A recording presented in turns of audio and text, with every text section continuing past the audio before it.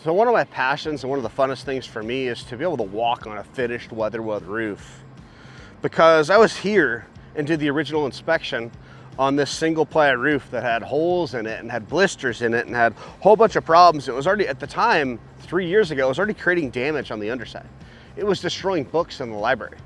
So when I get to come look at a roof like this, after the project was funded, it was publicly bid, the contractor won it to be able to do everything that we specified, to do exactly what we told the customer originally that we were gonna do, and to save them money in the process. For me to walk on this finished roof, there's nothing and no more greater value for me in my personal life than to know that exactly what I told the customer 3 years ago is exactly what he has now. And after just walking up on this roof with this customer at this public agency in California, he doesn't deal with roof leaks when it comes to WeatherWeld roofs.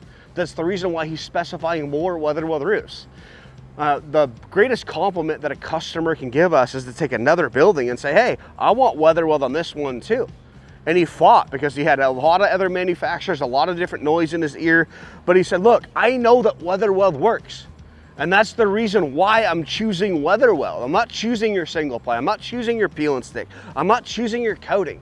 I'm choosing what I know, what's proven, what's robust. And he said, hey, Mike, you know why?